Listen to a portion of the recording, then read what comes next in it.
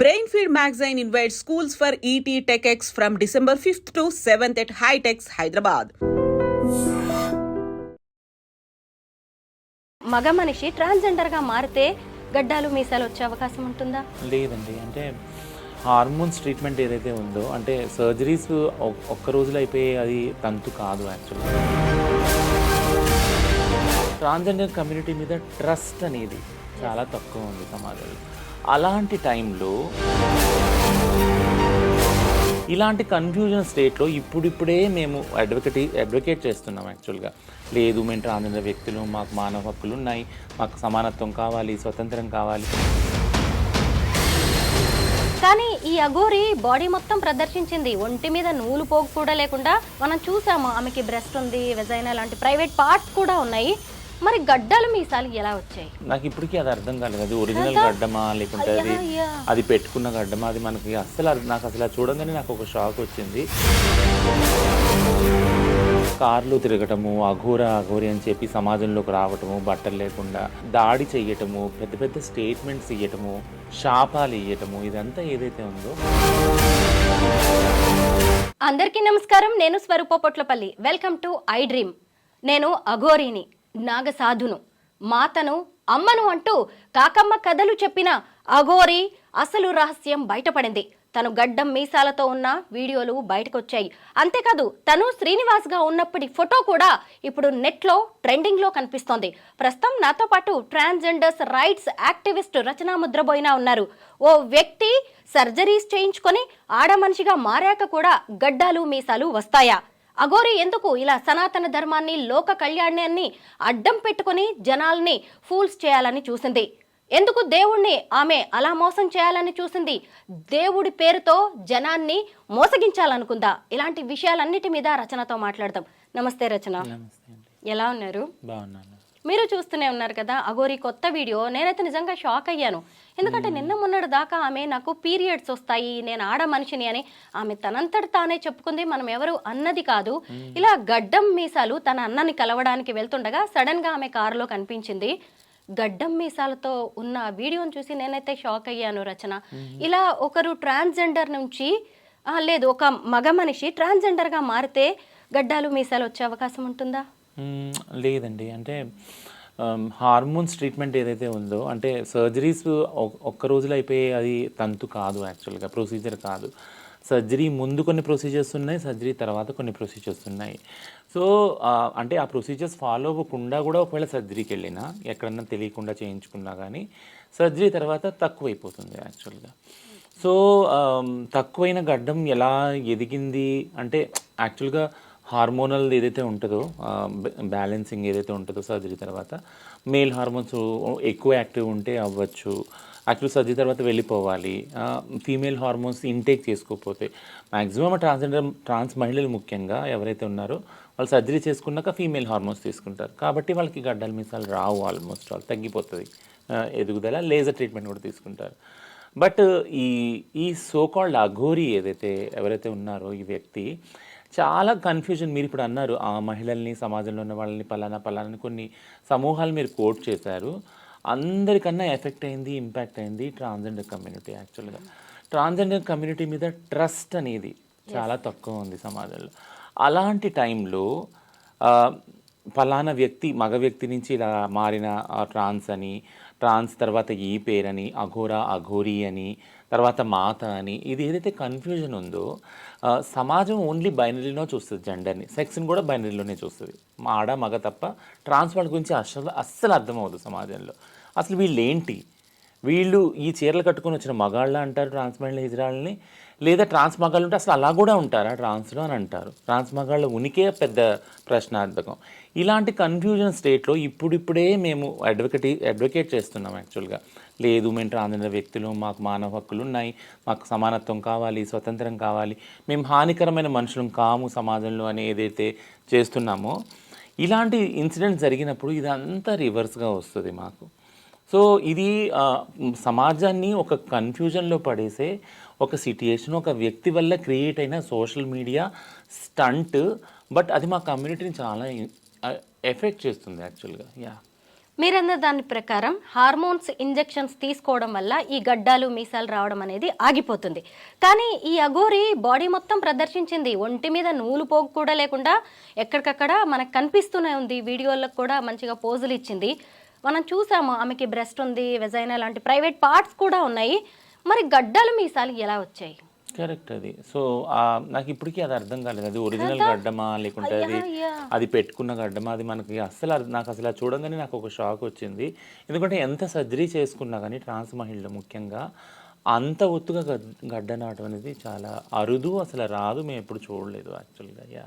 ఇప్పుడు నాకు ఒక కొత్త డౌట్ వచ్చింది. పెట్టుకున్న గడ్డమా అని మీరు అన్నారు కదా, అలా ఎందుకు చేస్తుంది తను? నేను అఘోరిని అదే చెప్తున్నా కదా. అంటే ఇప్పుడు ఈ క్యారెక్టర్ ఏదైతే అఘోరిది ఉందో రోజు రోజుకి పబ్లిక్ స్టంట్, అంటే సోషల్ మీడియాలో ఒక పబ్లిక్ స్టంట్ కోసము అర్రులు చాచే ఒక వ్యక్తిగా నాకు కనిపిస్తున్నారు వీరు, టు బీ ఫ్రాంక్. ఎందుకంటే కార్లు తిరగటము, అఘోరి అని చెప్పి సమాజంలోకి రావటము, బట్టలు లేకుండా దాడి చెయ్యటము, పెద్ద పెద్ద స్టేట్మెంట్స్ ఇవ్వటము, శాపాలు ఇవ్వటము, ఇదంతా ఏదైతే ఉందో ఇదంతా ఒక పబ్లిక్ స్టంట్గా కనపడుతుంది నాకు. ఇందులో ఎవరి పట్ల కూడా ఒక మానవతా దృక్పథం లేదు ఈ వ్యక్తికి. యాక్చువల్గా శపించటాలు, అంతమవ్వాలంటాలు, నేను ఇలా చేస్తాను, అలా విధ్వంసకరమైన ఏదైతే ప్రకటనలు ఉన్నాయో ఈ వ్యక్తికి, అంటే ఏదైనా కావచ్చు తన ఐడెంటిటీ, ట్రాన్స్ కావచ్చు, మగ కావచ్చు, ఇంకోటి కావచ్చు, అఘోరి కావచ్చు, సాధువు కావచ్చు, ఏదైనా కావచ్చు, కానీ పబ్లిక్లో బాగా ఫేమస్ అవ్వాలి, ప్లస్ ఈ చర్యల ద్వారా ఫేమస్ అవ్వాలనేది క్లియర్గా కనపడుతూ ఉంది. ఇది ఒక పబ్లిక్ స్టంట్ సోషల్ మీడియాలో. సో ఈ వ్యక్తి అంటే తను కూడా ప్రమాదం చేసుకుంటున్నాడు దీని ద్వారా. తనకు ఏంటో క్లారిటీ ఇవ్వకుండా, అసలు తను ఈ జెండర్ క్లారిటీ, సెక్స్ క్లారిటీ అది ప్రైవేట్ విషయమే అనుకున్నా, దాని గురించి కన్ఫ్యూజన్ క్రియేట్ చేశారు. సాధువు విషయంలో కూడా, అంటే ఆయన ఎలాంటి సాధువు, మనిషి మీద, వ్యవస్థ మీద కోపం గల సాధువు, అలా ఎందుకున్నారు ఆయన? సాధువులు అంటే సాధుగుణం కలగలరు కదా, ఎప్పుడు సాధుగా ఉండాలి, దీవెనలు ఇవ్వాలి, మంచి గురించి ఆలోచించాలి సమాజంలో అందరికి. అలాంటి ఎక్కడ నాకు కనపడలేదు. సో ఇది ఒక పెద్ద క్వశ్చన్ మార్క్ యాక్చువల్గా. రచన తాను అఘోరిని, నేను చాలా రోజులు, నేను ఏళ్ల తరబడి దీక్ష చేసి వచ్చాను నేను హిమాలయాల్లో అని చెప్పుకోవడానికి తను చేసినవేంటి? విభూది పెట్టుకొని తిరగడం, బట్టలు లేకుండా తిరగడం. ఈ మధ్య అయితే శ్మశానంలో కూర్చుని మొత్తం ఆ పుర్రెలతో ఏదో తాంత్రిక పూజలు చేస్తున్నట్టు కారులో కూడా పుర్రెలు పెట్టుకొని తిరగడం, ఇలాంటివి తప్ప నిజంగా అఘోరాలకి ఉండే లక్షణాలు ఏవి ఈమెలో కనిపించలేదు. ఎందుకు అఘోరి అనే ఒక రూట్ని ఈమె ఎంచుకుందంటారు? నేను చెప్పాను కదా, అఘోరాలు ఇంతకుముందు ఎపిసోడ్ మనం చేసినప్పుడు అఘోరాలు యొక్క నిర్వచనం ఏదైతే ఉందో శాస్త్రీయంగా అది మనం విజిట్ చేయాలి.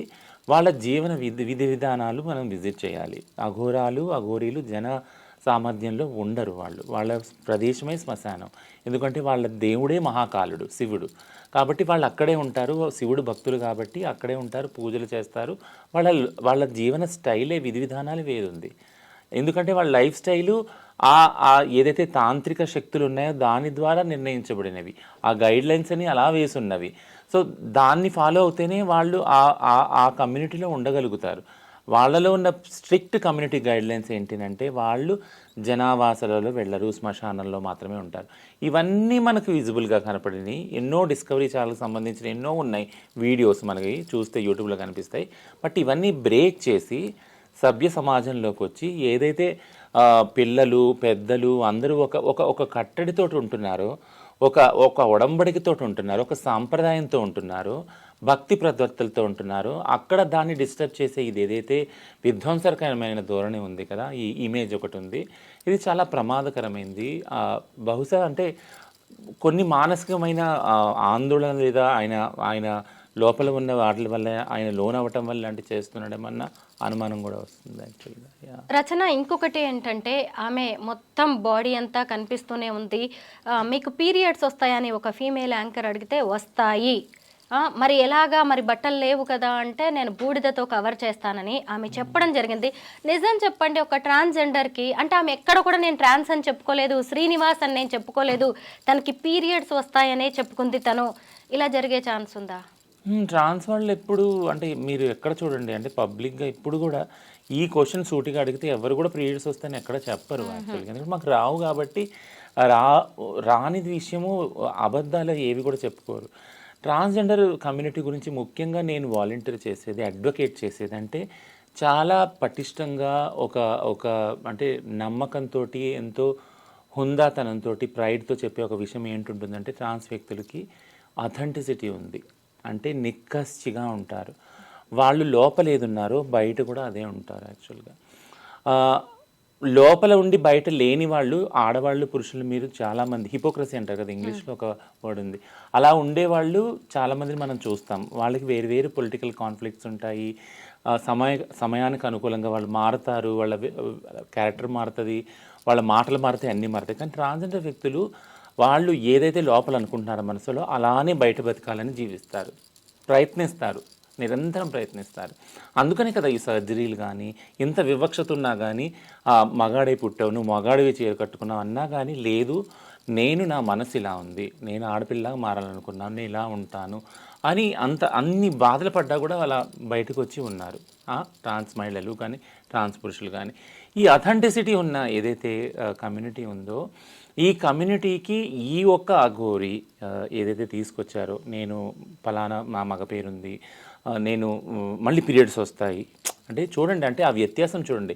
ఆ మగ పేరు ఉందని తల్లిదండ్రులు మాట్లాడుతున్నారు, వాళ్ళకి చుట్టాలు మాట్లాడుతున్నారు, కానీ సంబంధికులు మాట్లాడుతున్నారు, పేరు కూడా బయటకు వచ్చింది కాదు, మళ్ళీ అఘోరి మళ్ళీ నాకు పీరియడ్స్ వస్తాయని, మళ్ళీ స్త్రీకి ఒక ఏదైతే ఉందో ఫిజికాలిటీస్ అవన్నీ చెప్తా ఉన్నారు, మళ్ళీ ఇప్పుడు గడ్డంతో మన ముందుకు వచ్చారు.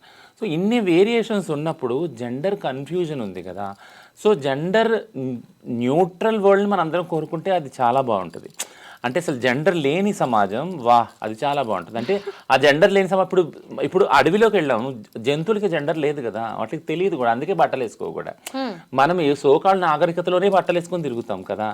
అట్లాంటి సమాజం ఉంటే ఓకే, అట్లాంటివి ఈయన వచ్చినా కానీ ఫరక్ పడదు కదా ఎవరికి.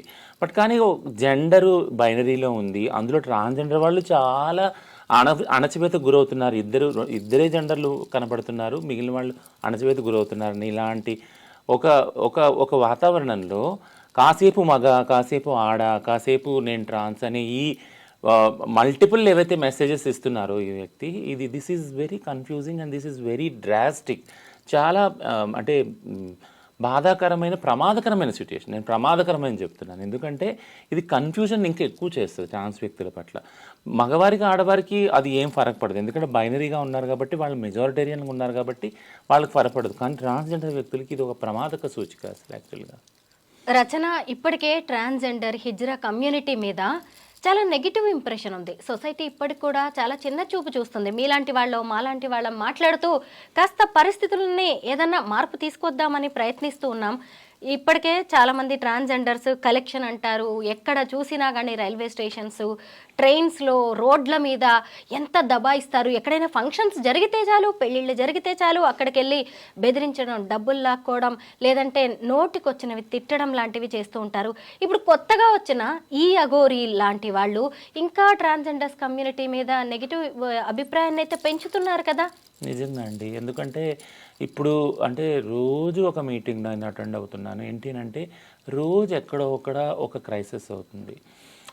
రీసెంట్గా నేను ఓన్లీ పండగలకు మాత్రం బయటకు వెళ్తాను, అది ఒకటి దీపావళికి వెళ్తాను. నాకు తెలిసిన వాళ్ళ దగ్గరికి వెళ్ళి దీవెనలు ఇచ్చి నేను వచ్చేస్తాను, వాళ్ళు ఎంత ఇస్తాను తీసుకుని వస్తాను. నేను హిజ్రా కమ్యూనిటీలో ఉన్నాను కాబట్టి. బట్ కానీ ఈ ఇయర్ వెళ్ళినప్పుడు చాలామంది ఏం చెప్పారంటే 2-3 విషయాలు చెప్పారు. ఒకటి, పోలీసుల నుంచి మాకు ఆర్డర్స్ వచ్చినాయండి ఇవ్వకూడదు అని. నేను అడిగాను, ఎందుకండి ఏమైంది అంటే, లేదండి మీ వాళ్ళు ఎక్కడికి వస్తే అక్కడ బట్టలు ఇప్పేస్తున్నారు, అడగట్లేదు, ముందు రాగానే ఫస్ట్ అడుగుతున్నారు, అడగకపోతే బట్టలు ఇప్పేస్తున్నారు. ఓకేనండి అంటే సరే మీకు ఇష్టం ఉంటే ఇవ్వండి, లేకపోతే లేదని మేము అక్కడి నుంచి వెళ్ళిపోయాం. ఇంకో విషయం ఏంటంటే, ఇప్పుడు ఒక చెడ్డ విషయం వచ్చినప్పుడు దానికి 1, 2, 3 అన్నీ జోడిస్తారు. ఇంకో చోట ఇంకొకళ్ళు ఏం చెప్తా ఉన్నారంటే, వీళ్ళు ఈ న్యూసెన్స్తో పాటు దొంగతనం కూడా చేస్తూ ఉన్నారు. సో మా దగ్గర మొబైల్ దొంగతనం చేశారు, ఇదిగో సీసీ కెమెరాలు పడినాయి, ఇక ఫుటేజ్ ఉంది అని అంటే ఓకే. సో ఇంకా ప్లస్ ఇంకొకటి యాడ్ అయింది, అంటే బ్యాడ్కి అంటే ఒకళ్ళు అంటారు కదా, చెడు నీళ్ళ మీద నూనెలాగా త్వరగా ప్రయాణిస్తుంది అనేసి. ఒక బ్యాడ్ జరిగిందంటే అది అంతా వ్యాపిస్తుంది. యాక్చువల్గా ఒక కమ్యూనిటీ గురించి బ్యాడ్ అని వచ్చిందంటే అంతటి సమాజంలో అది వ్యాపిస్తుంది. సో ఇప్పుడు ఫస్ట్ ఫేక్ ఐడెంటిటీ ఒకటి, న్యూడిటీ ఒకటి, ఆబ్సినిటీ ఒకటి, ఆ తర్వాత దొంగతనం ఒకటి, ఎక్స్టార్షన్ ఒకటి, ఇవన్నీ లీగల్గా తీసుకున్నప్పుడు ఇవన్నీ కమ్యూనిటీకి ఒక చెడ్డ పేరే. బట్ కానీ మేము గవర్నమెంట్తో కూర్చున్నప్పుడు ఏం చెప్తా ఉన్నాము, అవును జరుగుతుంది. ఎందుకు జరుగుతుంది? వాళ్ళ కనీస అవసరాలు తీరట్లేదు. ఫుడ్ కానీ, ఉండటం కానీ, షెల్టర్ కానీ, బట్టలు వేసుకోవటం కానీ, పాపులేషన్ ఏదైతే మాది పెరుగుతుందో పెరిగే రేషియోలో వసతులు పెరగట్లేదు, కనీస అవసరాలు తీరట్లేదు. సో కాబట్టి మీరు ఇది కల్పించండి. ఏదైతే భిక్షాటన సెక్స్ వర్క్ చేసుకుని ఇక్కడ ఏ న్యూసెన్స్ ఉంటుందో అది మెల్లమెల్లగా గ్రాడ్యువల్గా తగ్గుతుంది. ఉద్యోగాలు కల్పించండి, అప్పుడే తగ్గుతుంది అని మేము ప్రభుత్వాలతో మాట్లాడుతున్నాం, పాలసీ హోల్డర్తో మాట్లాడుతున్నాం. అక్కడ ఆ పని జరుగుతూ ఉంది. బట్ ఈ నియంత్రణ అనేది జరగట్లేదు. క్రైమ్ రోజు రోజుకి పెరుగుతుంది. దీనివల్ల ఇంకొకటి ఇదొకటి చెప్తాను ఏంటంటే, సైడ్ ఎఫెక్ట్ ఏముంటుందంటే, ఎవరైతే కొంతమంది న్యూడ్ అయిపోతూ ఉన్నారో, న్యూడిటీ ఆబ్సినిటీగా ఉన్నారో, వీళ్ళ వల్ల చేయని వాళ్ళకి ఒక బ్యాడ్ నేమ్, ఒక బ్యాడ్ ఇమేజ్, కమ్యూనిటీ అంతా బ్యాడ్ అనేది ఒక ఇమేజ్ వస్తుంది, క్రియేట్ అవుతుంది. అది ఫస్ట్ పాయింట్. సెకండ్ పాయింట్, అసలు భిక్షాటన సెక్స్ వృత్తి చేయని వాళ్ళు కూడా ఉన్నారు కదా. యంగ్గా వచ్చే వాళ్ళు ఎవరైతే ఉన్నారో, మేము కాలేజ్కి వెళ్ళాలి, మేము డాక్టర్ చదవాలి, మాకు ఉద్యోగాలు చేయాలండి కాల్ సెంటర్లో, అది వాళ్ళని వీళ్ళని చూసినప్పుడు వాళ్ళు ఒకటే కదా అనేసి ఒక హీనభావం ఉంది. సో ఇప్పుడు నేనేమంటానంటే, ప్రతి ఒక్క కమ్యూనిటీకి ఫ్యూచర్ గురించి ఆలోచించవలసిన బాధ్యత కమ్యూనిటీకి ఉంటుంది. అంటే ఇప్పుడు డాక్టర్స్ కమ్యూనిటీ ఉంది, చార్టెడ్ అకౌంటెంట్స్ కమ్యూనిటీ ఉంది, ముస్లిం కమ్యూనిటీ ఉంది, దళిత్ కమ్యూనిటీ ఉంది, విమెన్ కమ్యూనిటీ ఉంది. వీళ్ళు కూర్చున్నప్పుడు ఈ కమ్యూనిటీ అందరూ మన ఫ్యూచర్ ఎలా ఉండాలి, ఫ్యూచర్ జనరేషన్కి ఎంత మంచి చేయాలి, మంచి చేయడానికి ఏమేం చేయాలనేది ఆలోచన చేసుకుంటారు కదా. అట్లాంటప్పుడు మా కమ్యూనిటీ వాళ్ళు కూర్చున్నప్పుడు ఈ ఆలోచనలో కొరత ఉంది. అంటే ప్రాచీనంగా మా అందరికీ ఇచ్చిన ఒక సంప్రదాయం ఏంటంటే భిక్షాటన సెక్స్ వర్క్. భిక్షాటన అయితే మెయిన్ ఉంది. సో భిక్షాటనలోనే ఉన్నాము. ఇంకొకటి ఏంటంటే చదువు లేదు, సో గవర్నమెంట్లో ఎప్పుడు మాతో మాట్లాడలేదు. సో ఈ క్రైమ్ ఇట్లానే పెరుగుతూ ఉంది. సో కాబట్టి ఏంటంటే, ఇప్పుడు కూర్చొని ఫ్యూచర్ రాబోయే తరాల వాళ్ళకి ఎవరైతే మారాలి అంటే ఇది మార్పు అని నేను వేరే వృత్తులు చేయాలి, వేరే వ్యాపారాలు చేయాలి అని ఆలోచించే వాళ్ళ గురించి ఆలోచించే ఒక లాంగ్ టర్మ్ ప్లానింగ్ చేసుకోవాలి ఖచ్చితంగా. సో ఇవన్నీ ఉన్న వాతావరణంలో, ఇవన్నీ జరుగుతున్న వాతావరణంలో ఒక క్యారెక్టర్ హఠాత్తుగా వచ్చి ఒక సెన్సిటైజేషన్ కోసము, సెన్సేషన్ కోసము సోషల్ మీడియాని ఉపయోగించుకొని ఇన్స్టాని, ఫేస్బుక్ని, వాట్సాప్ని ప్రతి ఒక్క నిమిషము అప్డేట్ ఇచ్చుకుంటూ, పైగా జెండర్ కాన్ఫ్లిక్ట్ క్రియేట్ చేస్తా సమాజంలో, కాసేపు ట్రాన్స్, కాసేపు ఆడ, కాసేపు మగ. సో ఇది ఎక్కడికి దారితీస్తుంది? యాక్చువల్గా మేము చేసే ఇంత పని, రాత్రి పగలు చేసే పనిని ఇది ఎంత ఎఫెక్ట్ చేస్తుంది? నిజంగా చాలా బాధేస్తుంది. రచన, అసలు మీరు ట్రాన్స్జెండర్స్ అంటేనే అర్ధనారీశ్వర తత్వం. మీరు కొత్త షాపులు ఓపెనింగ్స్కి వెళ్తారు, గృహప్రవేశాలకు వెళ్తారు, ఏ చిన్న బిడ్డ పుడితేనో వెళ్ళి బ్లెస్ చేస్తారు, కొత్తగా ఎవరైనా పెళ్ళి అయితే ఎవరింట్లోనైనా అక్కడికి వెళ్ళి వాళ్ళని ఆశీర్వదిస్తారు. ఇక్కడ ఈ అఘోరి చూస్తే నోరు తెరిస్తే అందరినీ తిట్టడమే, శపించడమే. నిజంగా ఇలా ఉంటారా? అస్సలు ఉండరండి. ట్రాన్స్ అనే వ్యక్తులు ఇలా అస్సలు ఉండరు. మా కమ్యూనిటీలో ఎవరైతే ట్రాన్స్ అయితే, ఎవరైతే న్యూడ్గా అయిపోతున్నారో, ఇలాంటి శాపాలు బెదిరిస్తున్నారో వాళ్ళనే మేము డిజోన్ చేస్తాం. అంటే వాళ్ళు మా కమ్యూనిటీ వాళ్ళు కారు, అసలు మా కమ్యూనిటీ వాళ్ళు అలా చెయ్యరు. అసలు సిగ్నల్స్ ఒకటి అడగరు. ఏది మీరు అన్నట్టు ఓన్లీ పెళ్ళిళ్ళు, ఏదైనా పుణ్య కార్యాలు అయితే వెళ్తారు, అంతే దీవెనలు ఇస్తారు మంచి జరగాలని. ఎందుకంటే హిజ్రా కమ్యూనిటీ పట్ల ఒక భక్తి, ఒక విశ్వాసం ఉంది యాక్చువల్గా కదా. ఆ భక్తి విశ్వాసం అనేది వాళ్ళ శరీరాలకున్న పవిత్రత నుంచి వస్తుంది. అందుకే చెప్తాను, ఎక్కడైనా భక్తి విశ్వాసాలు నమ్మకం అనేవి సమాజంలో అంతమయ్యే స్టేజ్ వచ్చిందంటే, అది హిజ్రా సమాజంలో అంతమయ్యే స్టేజ్కి వచ్చినప్పుడు మొత్తం సమాజం ఎఫెక్ట్ అవుతుందని అర్థం చేసుకోవాలి. ఎందుకంటే సమాజాన్ని ఒక పిరమిడ్గా తీసుకున్నప్పుడు అందరికన్నా కింద మేమున్నామన్నమాట. సో ఫస్ట్ ఎక్కడి నుంచి అది డిస్మాంటిల్ అయితే వస్తుంది, తగ్గుతుంటూ వచ్చిందో భక్తి కానీ, ప్రేమ కానీ, విశ్వాసం కానీ, నమ్మకం ఇవన్నీ తగ్గుకుంటూ వచ్చి మా దగ్గరకు వచ్చి అది అంతమైనప్పుడు సమాజం అంతా అంతమైనట్టే, ఆ విషయాల్లో ఓడినట్టే అని నేను చెప్తానన్నమాట. అందుకే భక్తి అనేది, విశ్వాసం అనేది, నమ్మకం అనేది ఖచ్చితంగా మా ఐడెంటిటీ, అది మా గుర్తింపు అది. ఎందుకంటే ఎవరు ఏం చేసినా కానీ వీళ్ళు మాత్రం అలా చేయరు. వీళ్ళు నమ్మకస్తులు, వీళ్ళు పవిత్రంగా ఉంటారు, వీళ్ళ దీవెనలు జరుగుతాయి, వీళ్ళు చెప్పిస్తే జరుగుతుంది అని నమ్మకం సమాజంలో ఉంది. కాబట్టి అలా ఆ నమ్మకాన్ని ఉంచుకోవాల్సిన బాధ్యత మా మీద ఉంది యాక్చువల్గా. ఎందుకంటే ఆ బాధ్యత ఎందుకు అంటున్నానంటే, ఆ నమ్మకం ద్వారానే మా రోజు గడుస్తుంది కదా. మాకున్న మినిమం బేసిక్ ఏదైతే రోటీ, కపడా, మకాన్ ఉన్నాయో అవి నడుస్తున్నాయి కదా.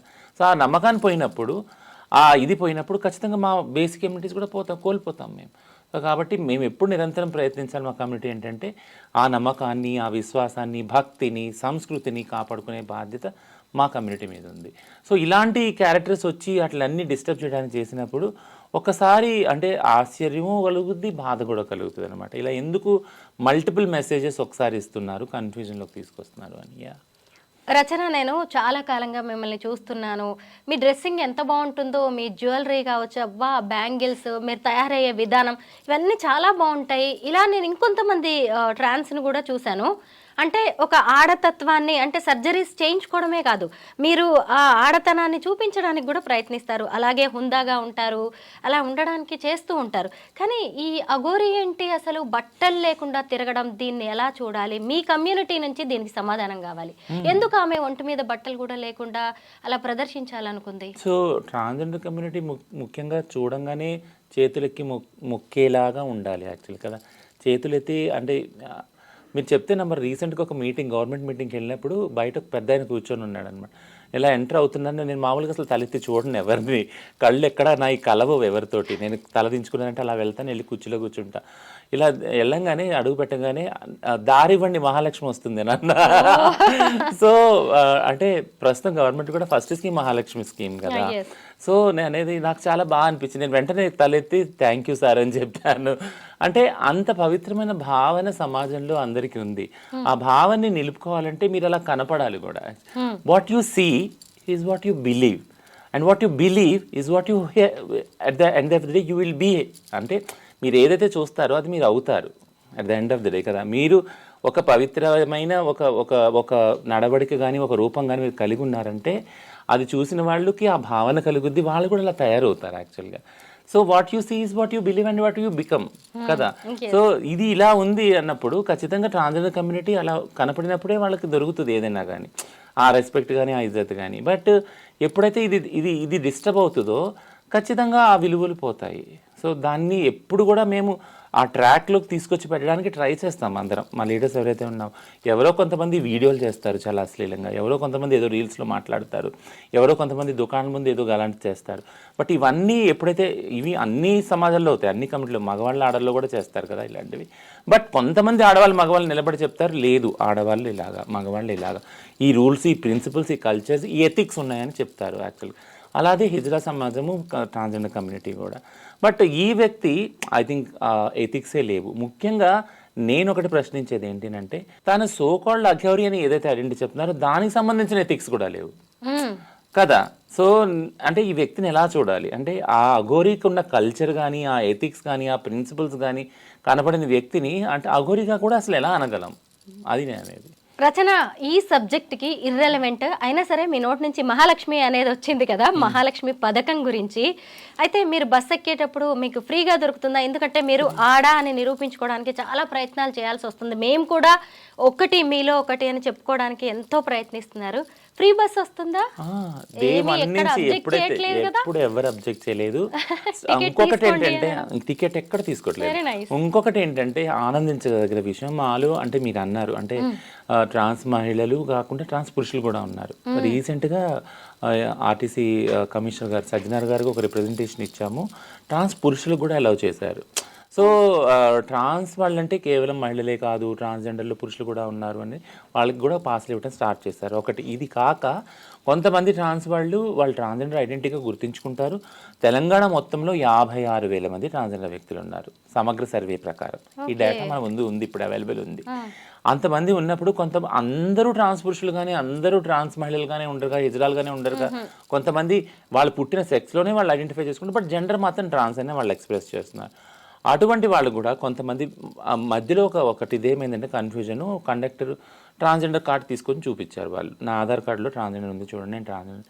అదేంటి నువ్వు ప్యాంట్ షర్ట్ వేసుకున్నావు కదా అంటే, అదేంటి సార్ ప్యాంట్ షర్ట్ వేసుకుంటే మాత్రం నేను ట్రాన్స్జెండర్ కాదా, నన్ను నేను సొంత గుర్తింపు ఐడెంటిటీ ట్రాన్స్జెండర్గా చేసుకుంటున్నాను, ఏదైతే సుప్రీంకోర్టు నాకు ఇచ్చిందో హక్కు, రాజ్యాంగ హక్కు అది అని.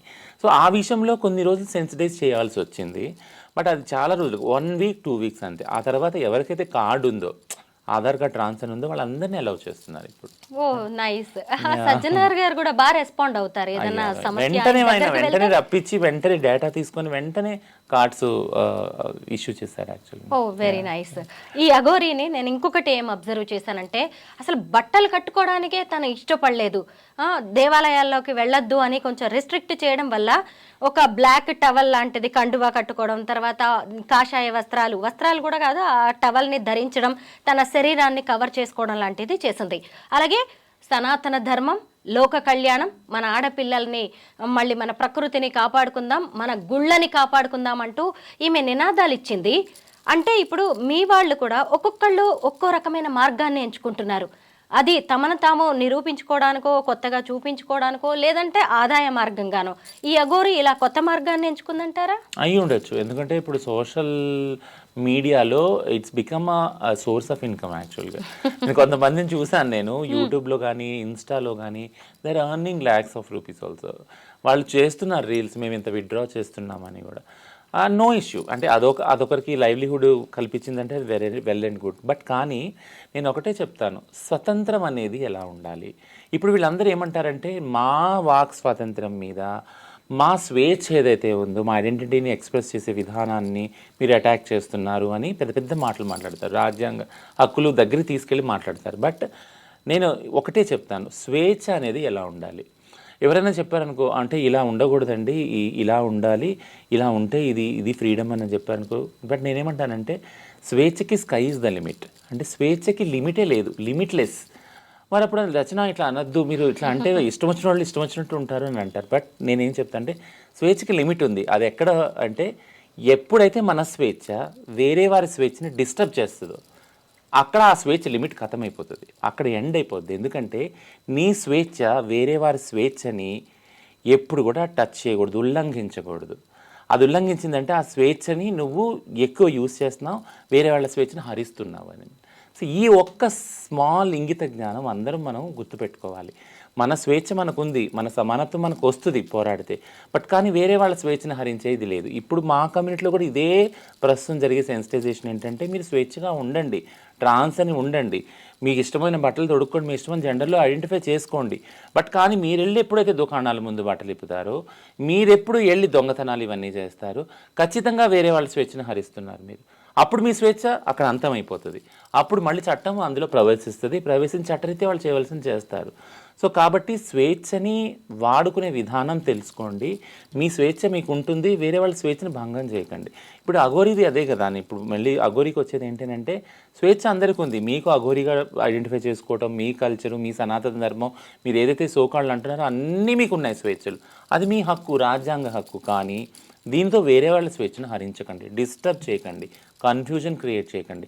దాని ద్వారా మీ స్వేచ్ఛ అక్కడ ఎండ్ అవుతుంది, చట్టం ఎంటర్ అవుతుంది. స్వేచ్ఛ ఎవరైతే ఎప్పుడైతే ఉల్లంఘిస్తారో, ఒకళ్ళ స్వేచ్ఛను ఒకళ్ళు డిస్టర్బ్ చేస్తారో, వైలెంట్గా ఉంటారు. ఎందుకంటే స్వేచ్ఛని వైలెంట్ చేశాక తర్వాత నెక్స్ట్ రిజల్ట్ ఏముంటుంది, అక్కడ వైలెన్స్ అనేది ఎంటర్ అవుతుంది. మళ్ళీ వైలెన్స్ ఎంటర్ అయినప్పుడు ఖచ్చితంగా చట్టం ఎంటర్ అవ్వాల్సి వస్తుంది. రచన ఒక కృష్ణాపల్లి అనే విలేజ్కి చెందిన వ్యక్తి తిను. ఇప్పుడు ఈ అఘోరీని ఆడానాలో మగానాలో కూడా నాకే అర్థం కావట్లేదు. అయితే తను 6th 7th క్లాస్ వరకు ఆ ఊర్లోనే ఉంది, చదువుకుంది. తన పేరు శ్రీనివాస్.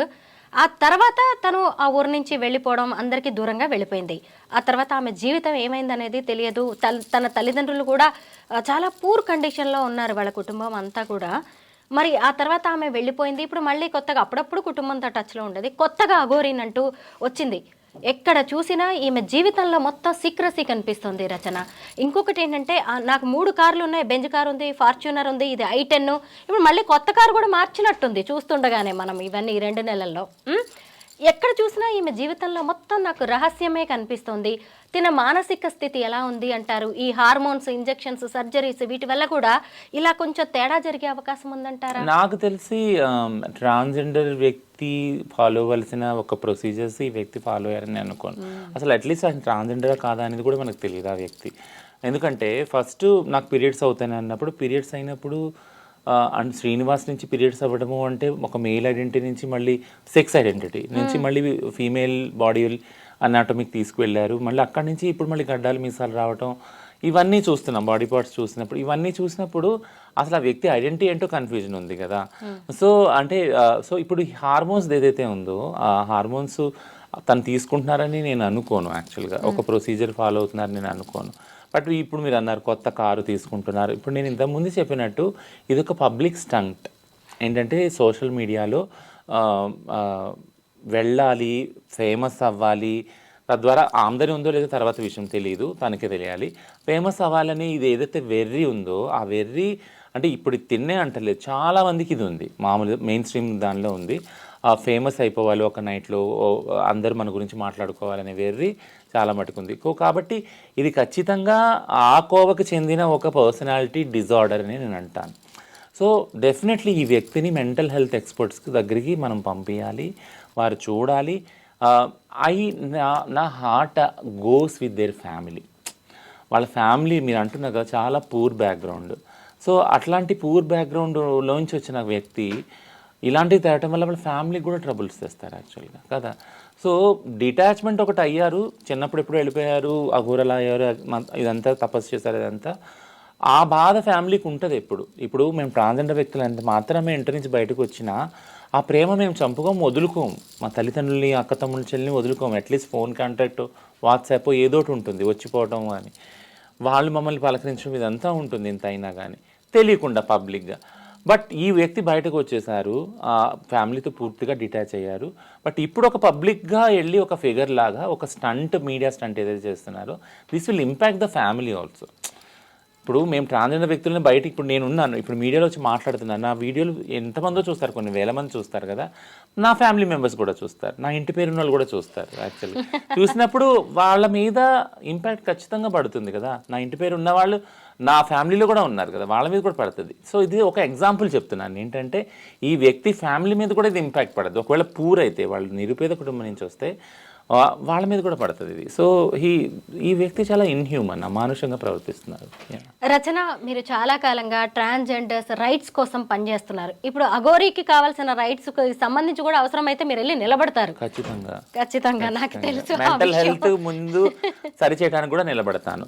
ఎస్, నాకు తెలుసు మీరు ఎలా నిలబడతారో, మీరు కరెక్ట్ ఇది అని నమ్మితే. అయితే రచన, ఇప్పుడు మీ కమ్యూనిటీ నుంచి కావచ్చు, లేదంటే మీరు పర్సనల్గా ఈ అఘోరీకి ఏదైనా మెసేజ్ కానీ వార్నింగ్ కానీ ఇస్తారా? ఇది కాదు మనం ఉండాల్సింది, మనం సమాజానికి చెప్పాల్సింది ఇది కాదు అని మీ నుంచి ఏదైనా తనకి చెప్పాలనుకుంటున్నారా? 2 విషయాలు చెప్పాను. ఒకటి ఏంటంటే ఒకవేళ ఇది కనుక పబ్లిక్ స్టంట్ కోసము ఏదో సెన్సేషన్ చేయటం కోసం ఒకవేళ చేస్తూ ఉంటాయట్టయితే ఇది ఎంతో కాలము నడవదు. యాక్చువల్గా ఇది సెల్ఫ్ హార్మింగ్ కూడా, తనకు తను చాలా హార్మ్ చేసుకుంటున్నారు తను. ఎందుకనంటే ఇలా ఎక్కువ కాలం లేకపోవటం వల్ల, ఇలా మళ్ళీ రివర్స్ అవ్వటం వల్ల ఈ గేమ్ అంతా, ఎందుకంటే ఈ కన్ఫ్యూజన్ వల్ల ఏదో ఎక్కడో చోట ఎండ్ అవుద్ది గేమ్. ఈ కాన్ఫ్లిక్ట్ అనేది, ఈ కన్ఫ్యూజన్ ఎండ్ చేయాల్సి వస్తుంది. మళ్ళీ ఒబ్లివియన్ అంటే మళ్ళీ తెరమరుగైపోవాల్సి వస్తుంది. ఓకేనా? సో అప్పుడు మానసికంగా చాలా ఇంపాక్ట్ అవుతుంది, తన మానసిక హెల్త్ మీద అది ఎఫెక్ట్ అవుతుంది. సో కాబట్టి తను ఉన్న ఈ క్రిటికల్ కండిషన్లో, తను ఎలాంటి క్లిష్ట పరిస్థితుల్లో ఉన్నారో, please consult mental health experts, psychiatrist కానీ సైకాలజిస్ట్ని కానీ కన్సల్ట్ చేస్తే they will analyse it. Actually వాళ్ళు ఒక కౌన్సిలింగ్ ఇచ్చి అసలు ఎటువంటి సిచ్యుయేషన్లో ఉన్నారో వాళ్ళు ఇచ్చి దీనికి ఏంటి రెమెడీ అనేది సజెస్ట్ చేస్తారు. That's my humble human request as a friend. నేను ఫ్రెండ్గానే అంటాను, నేను ఎనిమిగా ఎప్పుడు అన్నాను. ఎందుకంటే ఒక వ్యక్తిగా చూస్తున్నాను తనని, ఆ మల్టిపుల్ డిజార్డర్స్ని అదొక కండిషన్గా చూస్తున్నాను. కాబట్టి నా జాలంతా తన మీద ఉంది, తనకి ఈ సజెషన్ ఇస్తున్నాను. రెండోది ఏంటంటే, don't try to confuse the society. సమాజాన్ని కన్ఫ్యూజ్ చేయడానికి ట్రై చేయకండి. తద్వారా మీరు మతలబ్ సెన్సేషన్ అవటానికో, ఫేమస్ అవటానికో మీరు ఇది చేస్తుండొచ్చు. But this will come again behind you. మీ వెనకకి వస్తుంది, మళ్ళీ మీ వెనక వస్తుంది అది మళ్ళీ. ఎందుకనంటే మీరు క్రియేట్ చేసిన ఏదైతే కన్ఫ్యూజన్ ఉందో 2 కమ్యూనిటీస్కి అది ఎఫెక్ట్ అవుతుంది. ఒకటి మీ ఏదైతే ఉందో, ఏదైతే అంటున్నారో Aghori, Aghora, so called community ఉందో దాన్ని ఇంపాక్ట్ చేస్తున్నారు మీరు. అక్కడ చాలా ఫ్లాష్ బ్యాక్ వస్తుంది మీకు. మళ్ళీ ఆ కమ్యూనిటీ మిమ్మల్ని డిజోన్ చేస్తుంది. నిజంగా మీరు అఘోరీ అయ్యి ఉంటే వాళ్ళు మిమ్మల్ని క్వశ్చన్ చేస్తారు, మీ అథెంటిసిటీని. నువ్వు ఎందుకు వెళ్ళావు పబ్లిక్లోకి, నువ్వు ఎందుకు ఇలా చేస్తున్నావు, యాంటీ గవర్నమెంట్ స్టేట్మెంట్స్ ఎందుకు ఇస్తున్నావు, ఈ హేటెడ్ స్పీచ్ ఏంటి, ఇదంతా అడుగుతారు కదా. వాళ్ళ సమాజం కూడా అడుగుతారు. So be careful. ఆ సమాజం కూడా మిమ్మల్ని క్వశ్చన్ ఇస్తుంది. ప్లస్ ఏదైతే మీరు వచ్చి సభ్య సమాజంలో మీరు అంటున్నారో ఈ గవర్నమెంట్లు ఆడపిల్లలు కాపాడుకోవాలి, మందిరాలు కాపాడాలనుకుంటే దానికి ఒక ప్రొసీజర్స్ ఉన్నాయి, అవన్నీ జెన్యూన్ డిమాండ్సే. బట్ అవి చెయ్యకుండా ఓన్లీ ఫ్లాష్ అవుతున్నారు, ప్రతిరోజు ప్రతి మినిట్ సెన్సేషన్గా ఫ్లాష్ అవుతున్నారు, ఏమీ అవ్వట్లేదు, ముందుకైతే పని అయితే నడవట్లేదు కదా. ఈ సమాజం కూడా క్వశ్చన్ చేస్తుంది.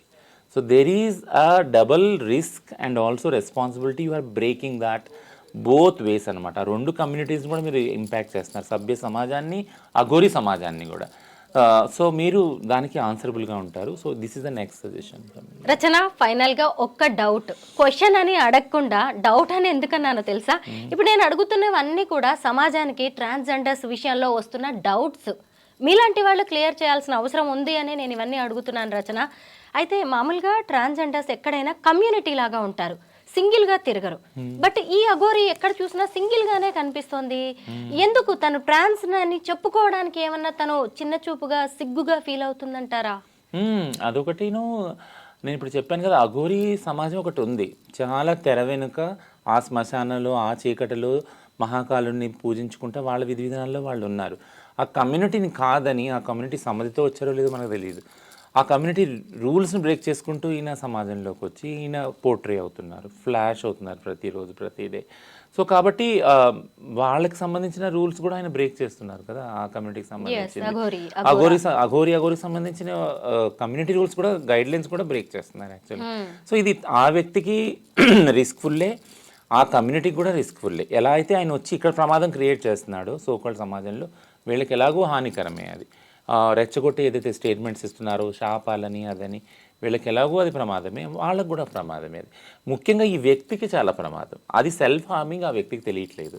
So he's in a very critical condition. Thank you Rachana. అసలు ఈ అఘోరీతో పాటు ట్రాన్స్జెండర్స్ కి సంబంధించిన అనేక విషయాలు చెప్పారు, సమాజానికి ఉన్న అనేక డౌట్స్ ని కూడా మీరు క్లియర్ చేశారు. Thank you so much. Thank you.